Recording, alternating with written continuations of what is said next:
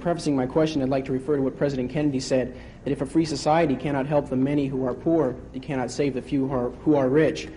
And to say that, well, we are a government of the people, and when there is a large sector of the people who are hurting, perhaps it is the responsibility of this government of the people to help out. Well, my question is regarding how free are the poor, how free are the unemployed, and how free are those people who are disadvantaged? Right. And so in reference to that, right, what is government's role? First of all, the government doesn't have any responsibility. People have responsibility. This building doesn't have responsibility. You and I have responsibility. People have responsibility. Secondly, the question is, how can we as people exercise our responsibility toward our fellow man most effectively? That's the problem. So far as poverty is concerned, there has never in history been a more effective machine for eliminating poverty than the free enterprise system and the free market. The period in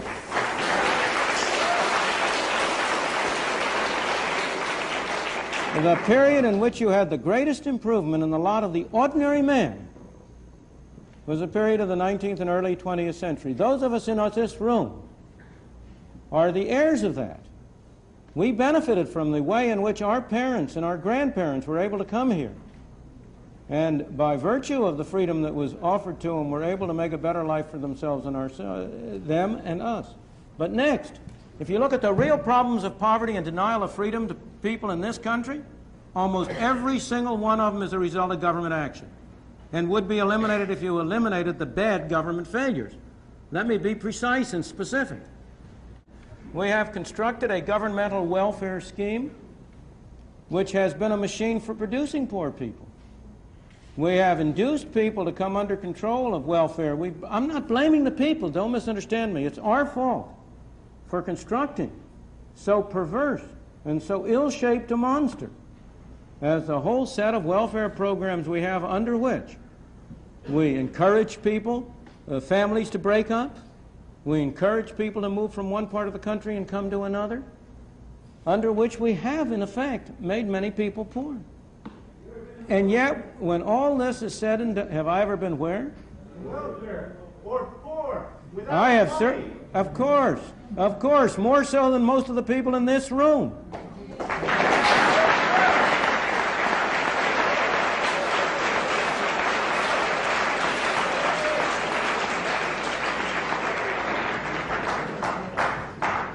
How many of you have worked a 12-hour day and gotten paid 78 cents? But let me go back to but you know, that's all irrelevant. Is there one of you who is going to say that you don't want a doctor to treat you for cancer unless he himself has had cancer?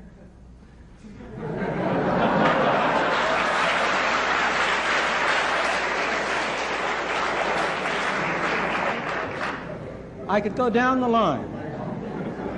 But when all is said and done, while there are people in this country who are worse off than other people, by and large, even the poorest people in this country are relatively well off compared to the conditions in many other countries in the world.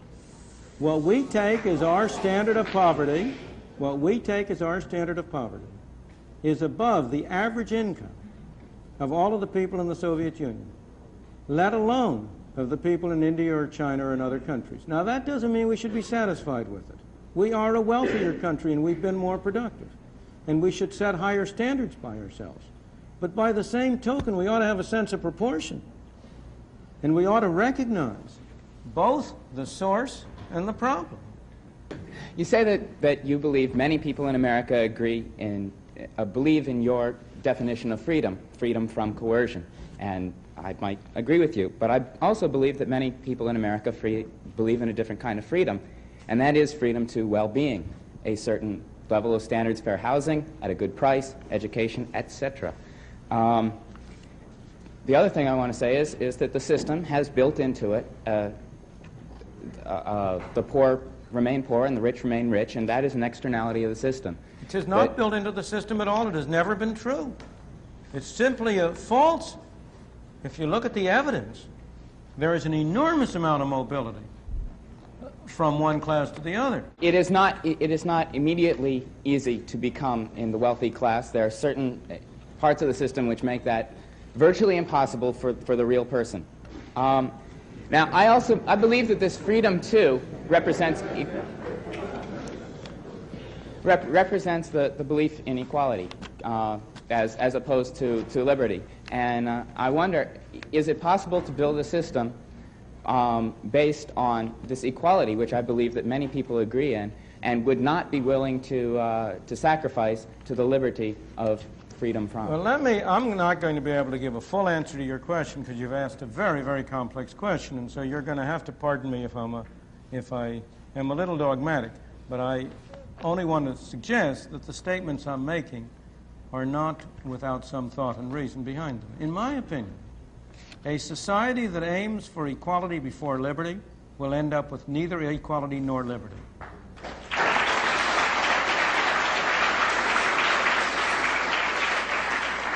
And a society that aims first for liberty will not end up with equality, but it will end up with a closer approach to equality than any other kind of system that has ever been developed.